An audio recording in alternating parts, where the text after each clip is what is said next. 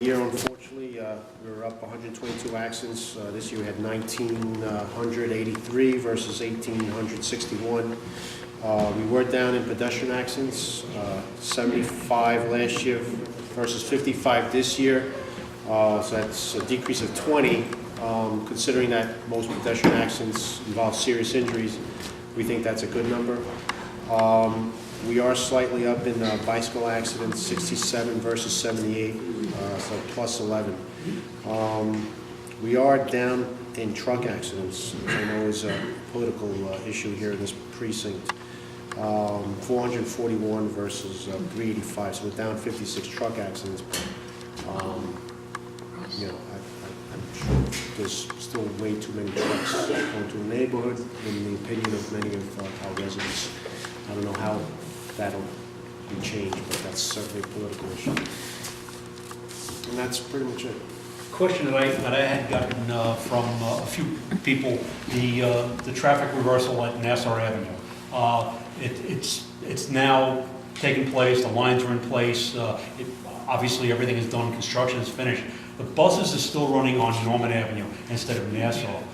Question I'm getting right now is when is that going to take place? Because you still have the signs. It's confusing right now because you have the signs now, like half the signs are showing, do not enter, buses only, coming down to Nassau Avenue towards Manhattan, and nothing's running there.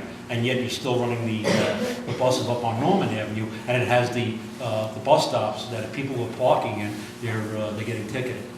So I've had a couple of questions on that. When is that going to be changed? I'm not sure. Department of Transportation will make that. That's DOT that takes care of Is that. all of Nassau now two ways? Huh? Is the whole street two ways? Yeah, it's back to two-way the way it was, and then it becomes the one-way for buses only when you come in to Nassau going towards Manhattan, that last block by Leonard Street. So it's two-way traffic the whole way up? All the way going up to Apollo Street. Oh yeah, it's back the way it was now. I don't know why they don't put the buses back. Yeah, they haven't, it's still running that way, but if you come to my block, because I live on that corner, if you look up there, it says, do not enter, buses only.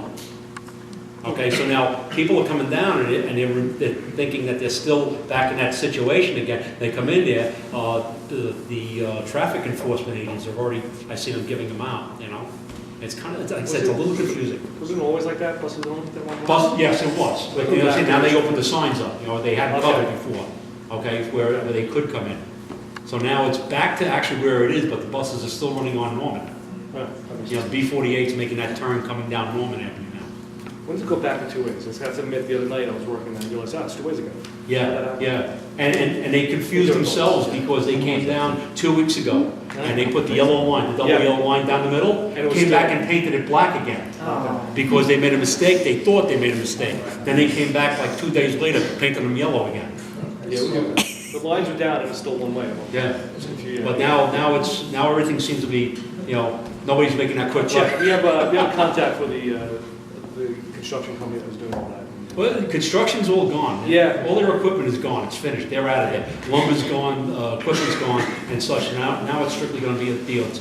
I'm sure that's going to have to be a T and MTA. It's the MTA. I'll send an email. The MTA? It's on the MTA now, and hopefully we'll get a response from them. Okay. Oh, The bars that got all-night permits for New Year's Eve, yes. when were you noticed about those and how did you respond? And did they all behave? They all behaved. We had no real violence or problems associated with bars on New Year's Eve. Other than the fact that there were quite a few intoxicated people on the streets.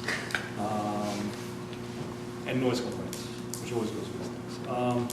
They have to send us a letter, these bars, after they apply for the all-night permit. We get the option to ask the state local authority not to do it.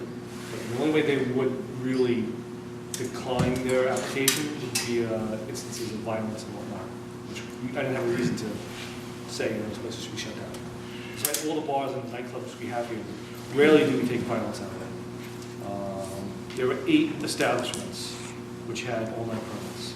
The state liquor authority had on their websites every place that had the all-night establishment. We went there, we checked every location during the night.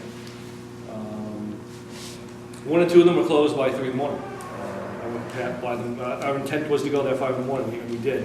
But some of them had just closed on their own. I don't think they saw the business they wanted to, so that's we've done, in the last couple of weeks, we did underage drinking operations in certain bars. Can't remember our last March operation, I think it was since our last meeting. We hope we have one soon. Yeah. And 8 was a lot, most of the precincts, only 2 or 3. Well, there's a couple of the community boards are encouraging the other community boards to write to the state to say, why aren't the community boards being told about these applications for all night? Since we have to do the liquor licenses, why aren't we getting the all-night permit thing as well, so. Okay. Other questions?